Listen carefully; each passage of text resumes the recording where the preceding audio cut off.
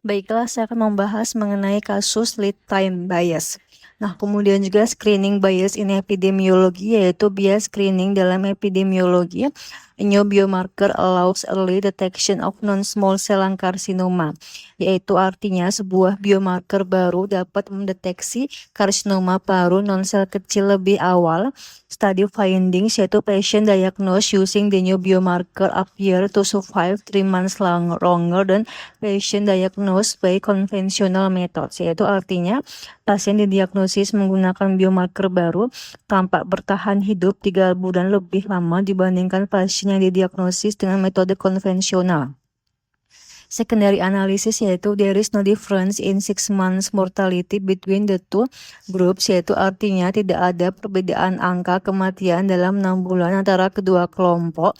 Which factor most likely explain the study result, yaitu faktor apa yang paling mungkin menjelaskan hasil studi ini, yaitu A. Confounding, B. Lead time bias, C. Length time bias, D. Measurement bias, E. Observer bias, dan juga F yaitu rare disease assumption. Kemudian juga correct answer-nya adalah B yaitu lead time bias. Nah, penjelasan kasus yaitu di sini inti konsep yaitu lead time bias sama dengan pasien terlihat hidup lebih lama karena penyakit ditemukan lebih awal, padahal waktu kematiannya tetap sama. Kalimat mudahnya lebih cepat ketahuan, tidak sama, lebih lama hidup. Penjelasan kasus yaitu pada soal ada biomarker baru untuk mendeteksi kanker paru lebih awal. Pasien yang dipaksa dengan biomarker baru tampak hidup 3 bulan lebih lama.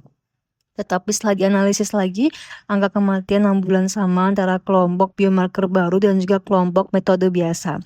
Artinya diagnosis memang menjadi lebih cepat, tetapi penyakitnya tetap berjalan sama, kematian tidak benar-benar tertunda, jadi survival terlihat lebih panjang hanya karena waktu mulai menghitung survival dimulai lebih awal. Ini adalah lead time bias. Nah, contoh super sederhananya adalah tanpa screening, kanker mulai Januari, diagnosis Juli, meninggal Desember. Survival setelah diagnosis adalah 5 bulan. Kalau dengan screening itu kanker mulai Januari, diagnosis April, meninggal Desember. Survival setelah diagnosis yaitu 8 bulan. Kelihatannya pasien hidup 3 bulan lebih lama. Padahal sama-sama meninggal bulan Desember, total perjalanan penyakit tetap sama, tidak ada penurunan mortalitas. Jadi yang berubah hanya waktu diagnosis lebih awal, bukan waktu kematian lebih awal. Kemudian juga kenapa 6 bulan mortality penting, yaitu karena untuk menilai apakah screening benar-benar bermanfaat, kita jangan hanya melihat survival time setelah diagnosis, tapi harus lihat mortality rate atau angka kematian jangka panjang. Kalau survival tampak naik, tetapi mortalitas tidak turun, kemungkinan besar itu lead time bias. Jawaban benar itu B, yaitu lead time bias, karena tes baru mendeteksi kanker lebih awal, survival terlihat bertambah 3 bulan, tapi mortalitas 6 bulan tidak panjang, berarti tidak ada manfaat nyata terhadap kematian, hanya tampak hidup lebih lama karena diagnosis dimulai lebih awal.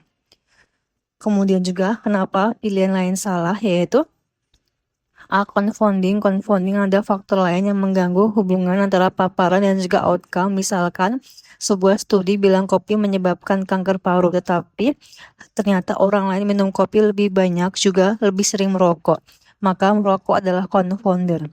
Kapan jawaban ini benar? Yaitu kalau ada faktor ketiga yang mempengaruhi hasil, misalkan kelompok biomarker lebih muda, kelompok biomarker lebih sehat, kemudian juga kelompok biomarker lebih sedikit perokok, kelompok biomarker mendapat terapi lebih baik. Maka hasil survival bisa tampak lebih baik karena faktor lain, bukan karena screening. Pada soal ini tidak ada informasi tentang faktor pengganggu tersebut, jadi bukan confounding. Kemudian juga C itu length time bias, yaitu length time bias itu sama dengan screening lebih sering menangkap penyakit yang tumbuh lambat dan juga kurang agresif.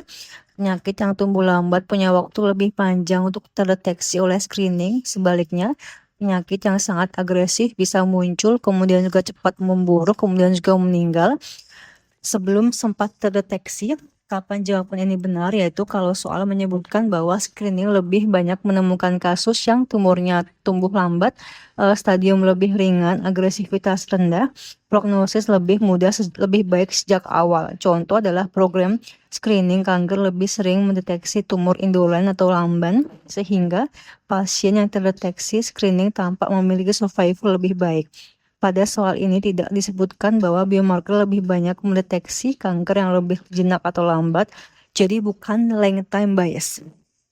D yaitu measurement bias, yaitu measurement bias sama dengan kesalahan dalam cara mengukur data, misalkan adalah alat ukur tidak akurat, diagnosis salah klasifikasi, outcome salah dicatat, yaitu pasien sakit dicatat sebagai tidak sakit atau sebaliknya. Kapan jawaban ini benar? Yaitu kalau soal menyebutkan alat pemeriksaan tidak valid, pemeriksa menggunakan metode berbeda antar kelompok, data mortalitas atau diagnosis dicatat salah, ada misklasifikasi of exposure atau outcome. Pada soal ini tidak ada tanda bahwa pengukuran diagnosis atau kematian salah, jadi bukan measurement bias. Yaitu observer bias, yaitu sama dengan penilaian peneliti atau pemeriksaan terpengaruh karena tahu kelompok pasien. Misalkan dokter tahu pasien mendapatkan terapi baru lalu secara tidak sadar menilai pasien tampak lebih baik.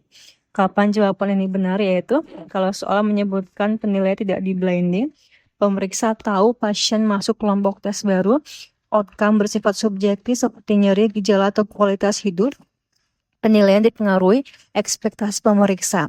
Pada soal ini outcome-nya adalah kematian yang objektif, jadi observer bisa kurang cocok.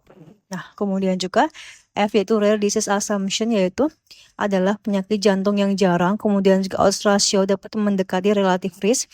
Ini biasanya digunakan pada case control study. Kalimat hafalan yaitu jika penyakit jarang OS sama dengan RR, yaitu kapan jawaban ini benar? Yaitu kalau soal membahas case control study odds ratio relative risk penyakit dengan insidensi rendah, itu misalkan kurang dari 10%. Pada soal ini tidak sedang membahas OR atau RR pada case control study, jadi bukan risk disease assumption. Yaitu cabai ringkas itu late time bias, makna diagnosis lebih awal, kematian tetap sama, survival tampak naik, mortalitas tidak turun.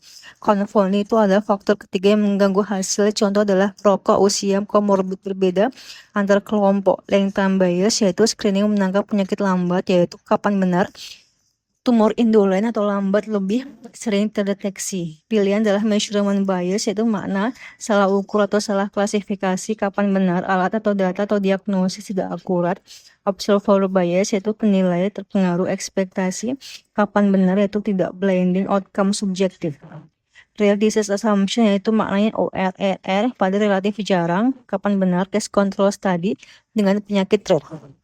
Kemudian juga education objektif yaitu lead time bias terjadi ketika tes screening baru mendeteksi penyakit lebih awal sehingga survival setelah diagnosis tampak lebih panjang padahal mortalitas keseluruhan tidak membaik. Untuk menilai efektivitas screening yang paling penting adalah penurunan angka kematian jangka panjang, bukan hanya peningkatan survival time setelah diagnosis.